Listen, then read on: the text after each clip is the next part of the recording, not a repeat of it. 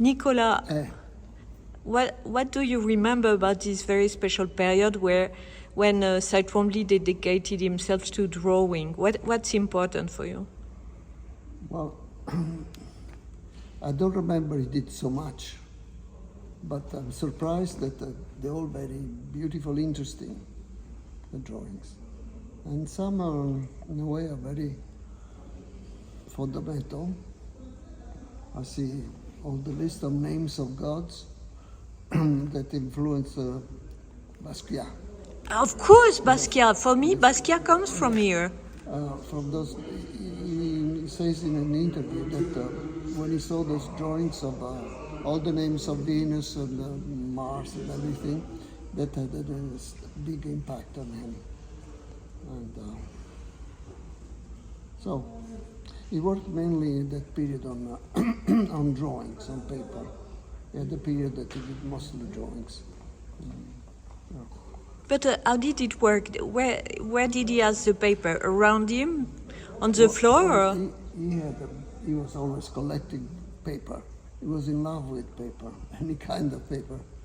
I think that period he was in love with the Japanese paper. Yeah, but anyway, he had huge stacks everywhere of paper. And you know, he traveled a lot and he always carried paper. And he was drawing on the floor or where? On the floor, yes. Yes. The big papers, no.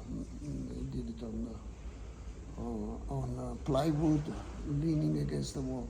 Okay. But the smaller ones, they were done on the floor. Yeah. And there's some kind of physicality, like if you would dance sometime, his movement to write. Well, you know, yeah, maybe it's true. But maybe it's not true also? Many musicians inspired by the music by his work of art. But he was not listening to music in the same time. He, at the beginning of his career, he was listening, then he stopped. He stopped, he was still listening to music until he produced 50 Days at Ilium in Bassano in Teverina. And it was a kind of insane atmosphere because he was trying to get a big sprono, come si dice sprono, a big force to paint, to represent the emotion of a battles of, you know, in the Iliad, with all the smell, sweat, blood mixed with dust, and body contacts, you know. And he was still, that was the last time he was listening at music. When was it? About what years? It was, what was 70 something. He painted them over with 2 summers in 77 and 78. Yeah. 77, okay. So after 77 he stopped? He stopped. He said, I'm fed up with music. And he was very obsessive. I helped him in the summertime in August, you know, when everything at that time in Italy shut down. And so he asked me to stay with him in the country. So I assisted him. And it was very, I don't want to use the word sickening, but quite strange, because he had this radio where he put tapes and it was a mixture, alternating music of Casta Diva of Bellini, well, that's, you know, that is struggling voice. Yes. I don't know much music, but you know, there is a very difficult passage of tonality in the Casta Diva, and I think Maria Callas was one of the few that could do it in a perfect way.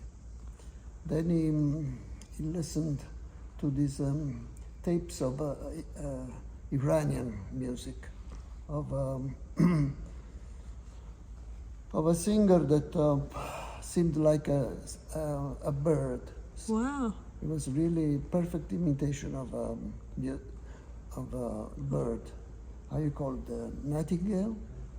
Nightingale Yes. is the one that Nightingale. Well. Rossignol. Yes. And he was so struggling, you know.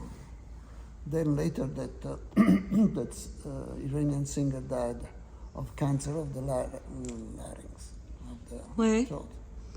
And then he used also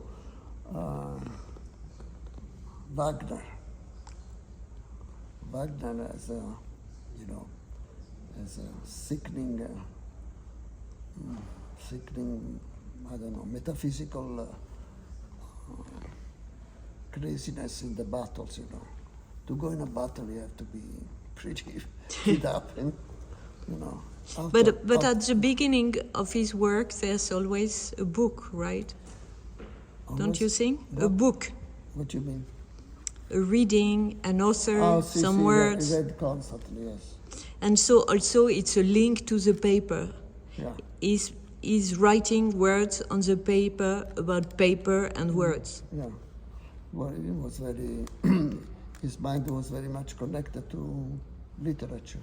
Yes. Poetry, most poetry. He was always lamenting himself that poetry was disappearing and people don't understand anymore poetry. I thought that understanding poetry was one of the basis of life, to a positive base for life. And he was reading poetry? Yes, all You the were time. seeing him reading?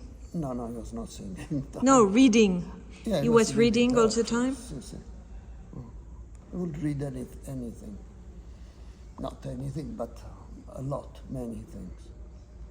And part of his mind was in the antiquity still. Not really, no. It was just an occasional, it was just uno spunto. It was an occasion to starting. You know, it's very difficult for artists to be in front of a white paper or white canvas and to start, you know. They always need something that gives them a push. Yes. Or some kind, psychologically or out of irritation. So the input was antiquity going to contemporary. He used antiquity as a metaphor, probably